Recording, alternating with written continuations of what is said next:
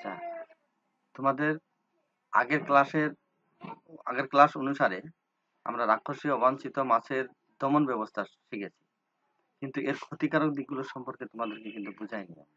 তোমরা কেউ প্রশ্নও করোনি। তো আজকে তোমাদের বোঝার স্বার্থে, সবারই বোঝার স্বার্থে, মাছ চাষ যারা করবে তাদের সবারই স্বার্থে আমাদের এই বিষয়টুকু কিছুটা জানার দরকার। আমাদের মূলত এই জিনিসটা কি, রাক্ষসী অবাঞ্ছিত মাছের ক্ষতিকারক দিক। আচ্ছা, তোমরা কি জানো রাক্ষসী মাছ কি ক্ষতি করে, অবাঞ্ছিত মাছ আমাদের কি ক্ষতি করে? তোমরা হয়তো বুঝবা, বুঝতেছো যে আসলে এগুলো কি ক্ষতি করে, এটা বোঝার চেষ্টা করতেছো না। এগুলা অবশ্যই ক্ষতি করে মাছ চাষের চাষযোগ্য মাছের ক্ষেত্রে।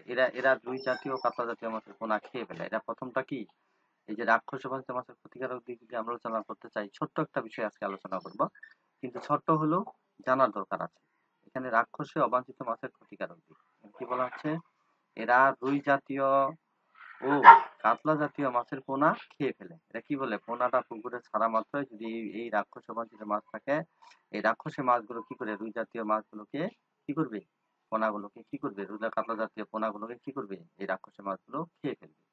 এরা রুই জাতীয় কাতলা জাতীয় মাছের খাদ্যকেও খেয়ে ফেলে। তাহলে রাক্ষসী মাছ পোনাগুলোকে খেয়ে ফেলে, আর অবাঞ্ছিত মাছ পোনাকে খাবে না, বা তাদের খাদ্যগুলোকে খেয়ে ফেলবে। তাহলে কি এই দুটা থাকলে এদের খাদ্য এবং পোনা দুটাই খাওয়ার সম্ভাবনা থাকে। অবাঞ্ছিত মাছ অন্য মাছকে খাইতে পারবে না, বাট কি করবে, এরা অন্য মাছের খাবার ও পুষ্টিগুলোকে তারা গ্রহণ করে নেবে।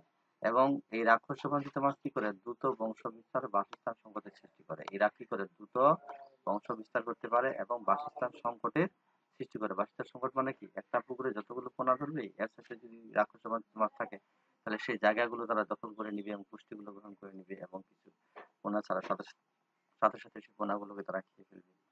পুকুরে চাষ উপযোগী মাছের শ্বাস-প্রশ্বাসের জন্য অক্সিজেনের অভাব ঘটায়।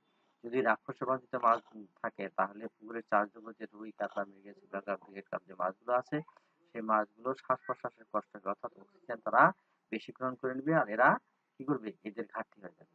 এরা রোগ জীবাণুর বিস্তার ঘটাবে। এরা কি করবে, রোগ জীবাণুর বিস্তার ঘটাবে। এরা রোগ জীবাণুর বিস্তার মানে কি, যে কোনো রোগ তারা বহন করতে পারে, তাদের রোগ প্রতিরোধ ক্ষমতা বেশি, তারা বহন করতে পারে, তারা তাদের শরীরের রোগগুলো ধরবে না, কিন্তু এই চাষযোগ্য দুই জাতীয় কাতলা মাছগুলোকে কি করে, এই রোগগুলোকে রোগে আক্রান্ত করবে এবং সেই মাছগুলো রোগাক্রান্ত হয়ে যাবে। শত্রুর আবাসস্থল করে দেবে। যদি এই রাক্ষস অবাঞ্ছিত মাছ থাকে, তাহলে সাপ, ব্যাঙ, কুচি এসব যেসব অন্যান্য মাৎস্যগুলো আছে, যেগুলো পুকুরে মাছকে খেয়ে ফেলে, যেমন শত্রু, যেমন সাপ, ব্যাঙ, কুচি এগুলা মাছ খায়, কাঁকড়া, এগুলো যদি অবস্থান করে, তাহলে কিন্তু এই রুই জাতীয় কাতলা জাতীয় মাছের পোনাকে তারা খেয়ে ফেলবে এবং কি শত্রুর আবাসস্থল, অর্থাৎ এরা থাকলে এই যে শত্রুর আবাসস্থল এখানে থাকবে। চাষযোগ্য মাছের উৎপাদন ব্যাঘাত ঘটায়, অর্থাৎ রুই জাতীয় মাছের উৎপাদনকে তারা পরিশেষে ব্যাঘাত ঘটাবে। অর্থাৎ আমরা যদি মাছ চাষ করি, তাহলে রুই জাতীয় রাক্ষসী অবাঞ্ছিত মাছ যদি চাষ করি, তাহলে আলাদা পুকুরে করব। আর যদি এটা না করি, তাহলে আমরা আমাদের সাথে এই রুই জাতীয় কাতলা জাতীয় মাছের সাথে রাক্ষসী অবাঞ্ছিত মাছ আমরা চাষ করবো না। ঠিক আছে, সবাইকে ধন্যবাদ, আবার দেখা হবে। Welcome to fish culture.